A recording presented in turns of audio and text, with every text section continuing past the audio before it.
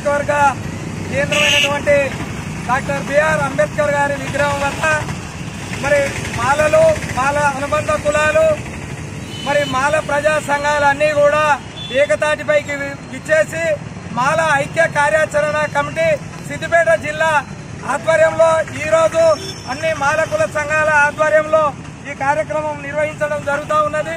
ఈ కార్యక్రమంలో పాలు పంచుకున్న ప్రతి ఒక్కరికి మరి ఈ నెల 21న ఆగస్టు 1వ తారీఖు నాడు కుట్రపూరితమైనటువంటి వర్గీకరణను చేసినటువంటి సుప్రీంకోర్టు డైరెక్షన్ లో మోడీ బీజేపీ ప్రభుత్వం కొమ్ముగాసి మరి పార్లమెంటు సాక్షిగా జరగాల్సినటువంటి విధి విధానాలకు మరి తొత్తులుగా మారి మరి సుప్రీంకోర్టు ఇచ్చినటువంటి ధర్మాసనాన్ని పరిగణలోకి తీసుకొని మరి క్రిమినల్ పద్ధతిని ప్రవేశపెట్టి మరి మాలలను, మాదిగలను, ఉపకులాలన్నిటినీ కూడా అంధకారంలో తొక్కే పరిస్థితికి శ్రీకారం చుట్టిన కొంతమందికి బుద్ధి వచ్చే విధంగా ఆ వర్గీకరణను వ్యతిరేకిస్తూ ఈ నెల 21న బంద్ను పరిపూర్ణంగా బంద్ చేస్తామని ఐక్య కార్యాచరణ కమిటీ ఆధ్వర్యంలో ఈ కార్యక్రమం తీసుకోవడం జరిగింది.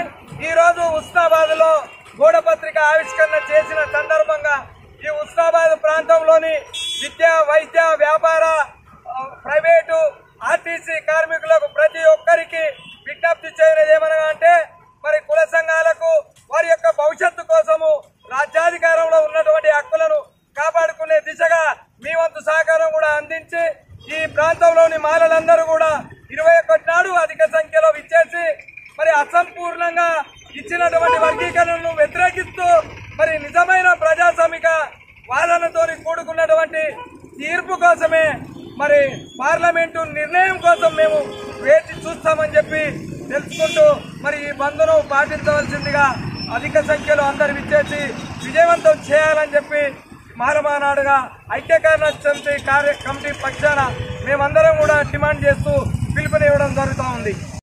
ఈ నెల 21న భారత్ బంద్కి పిలుపునిచ్చిన మన అన్ని కుల సంఘాలు, ఎస్సీ, ఎస్టీ, బీసీ, మైనార్టీ వర్గాల కుల సంఘం ప్రకారం మనం అందరం కలిసి భారత్ బంద్ను విజయవంతం చేద్దామని తెలుపుకుంటున్నాం.